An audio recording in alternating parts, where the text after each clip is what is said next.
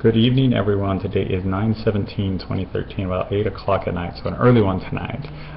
So yes, you guys are deaf. Yesterday, actually no, yesterday when I did my blog, I was doing it on a chair, and I think I had the microphone covered up somehow, so sorry about that. I'll try and recap a little bit about what happened. So you're not deaf, you guys are all right, and you guys are hearing just fine. It's just my video editing skills is not so great. So I had a few comments. I had one from, well, I guess all four of these were from yesterday. So Ricky Morales, amazing the trial's working so well. You can tell a big difference in the jawline tumor. So happy to keep you in my thoughts and prayers. Thanks, Ricky. Yeah, you can.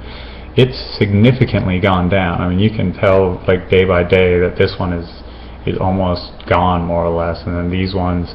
I mean, the one I noticed the most is this one just popped up and was really bruised and everything like that, but that one's almost gone. These ones are really, I mean, almost away, and then this whole thing used to be out to about here and all the way back to about there, but just like a lot more massive, and so that whole thing's going down. These are all going down. The one on my arm is really going down. I have one on my back that's really gone down, so awesome stuff. Like, go GSK. Thank you guys. You guys are amazing. That miracle drug. So, my dad sent a comment, said magnet ball, not soccer. If you don't know what I mean, wait until your first game, then you will. It brings back good memories. So kind of funny. That's exactly what I'm thinking is going to happen. It's just I was writing to some of the parents the other day, and I just said, you know, someone volunteered to help and see if I needed anything, and I'm just like, or asked if there was practice, and I'm like, not really. Like I think it's more going to be like herding cats. Like we're just going to go there and all the kids are going to run around and basically magnet ball. They're just going to run after the ball. My whole goal is just to sub in every kid so they play. So that's all I'm going for. And then my brother Justin said, well, that sucks. Your vision is getting blurry, but now you know exactly what I see every morning, every night for the past 20 plus years when my contacts are in. Sucks, huh? It does. That's why I was squinting yesterday, because I was saying, like, you know, I remember thinking about my sister and Justin, and you know, people that have glasses are always like, they would tell me, oh, you know, like, I just can't see that, it's all blurry, and I'm like, I just don't understand that. But now it's like, yeah, payback's a pain, right? And then Addy Ratty, you reblogged one of my things on anti-radiation, so thank you so much. Very kind of you. That was really awesome.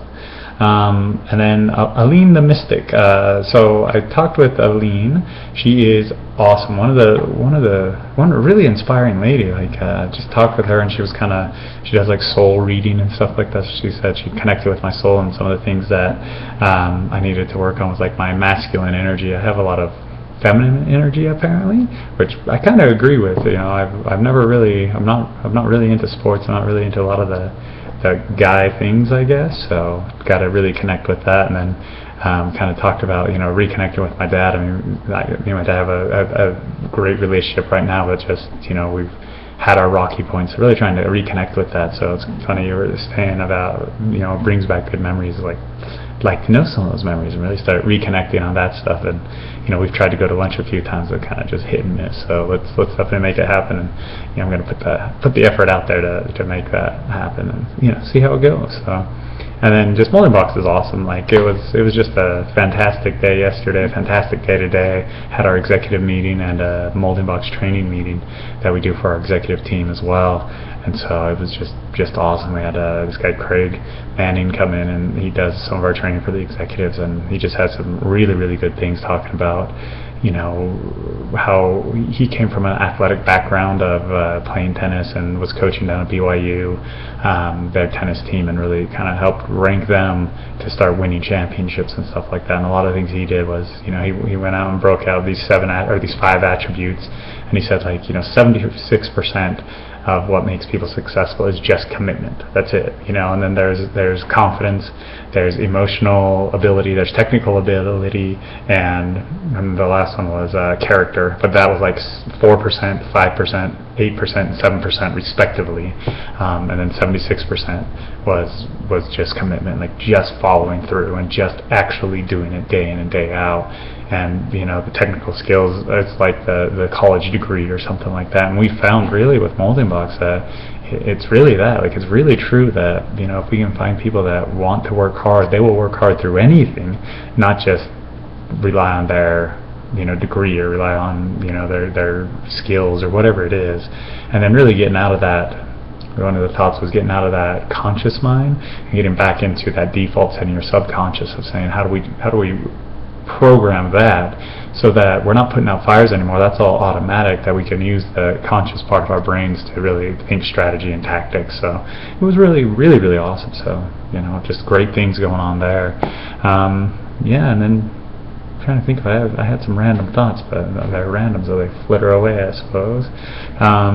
It was just a overall great day. Me and Paula were talking about the kids and raising them and stuff, and I had a conversation with my sister Erin the other day as well. I think my kids are amazing. I always say that, and I think it's 100% awesomeness. And one of the things that Erin had asked me, and me and Paula had been discussing, is just like how do you do that? Because a lot of parents get wrapped into that. My kids are hard, they're difficult, they're frustrating, whatever that. And it's not that I don't feel that. Like, my kids are definitely frustrating, and it's a difficult thing. I always say they're a pain in the ass. Like, kids are a pain in the ass. Like, it's not the most ideal situation if you're thinking about how much you have to give up and everything like that. But the main thing is, I accept all that stuff. I accept that it's going to be hard, it's frustrating sometimes, they're disruptive, they're all that stuff. And then I realized that they're kids, that's what they do. Like, that's it. I was a child once, and I think a lot of parents get so stuck into that role or thinking they need to be a parent or be an adult or something like that, and expect their kids to do that, versus realize, like, well, I was 7 once, or I was 4 once, and I didn't know what the hell I was doing. I didn't care. I was 4, and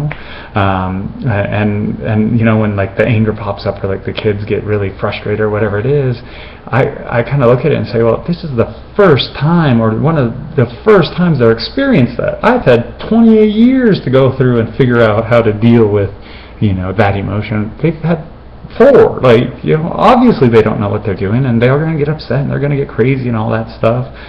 But they're just awesome. Like, it's so fun to watch them when you can really look at it that way. And then the other thing is, I don't compare my kids to someone else's kids. I don't. If someone has great kids, good on them. If someone says they have shitty kids, well, good on them. My kids are my kids. They're just awesome. Like, they're just always going to be awesome, because I think that way. And I think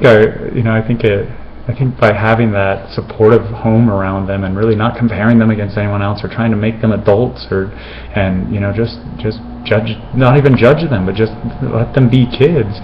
It's really made our home a really happy place to be in. And honestly, like, we don't really have problems with Isabel or Kyle, or and not that Kyle really. I mean, we have problems that he poops his pants all the time. We have to clean it, and he throws his food on the ground and stuff like that. But they're so funny. Like, Isabel just says some of the funniest things in the world, and some of the humor that comes out from it. And I just choose to enjoy that stuff. And the other stuff that happens, it just happens. And they're just children. And I was a child once. I know I probably gave my parents hell. So I'm totally fine with the way my kids are right now. And I'm sure there's definitely disciplinary things we need to do and stuff like that. But when you have that supportive environment, that the kids know they're loved, and they're trusted, and they're, I don't know, just feel supported, and there's no reason for them to act out, because they know they're going to be okay, and so they just will be okay. So anyway, just some random thoughts on the kids and stuff. And then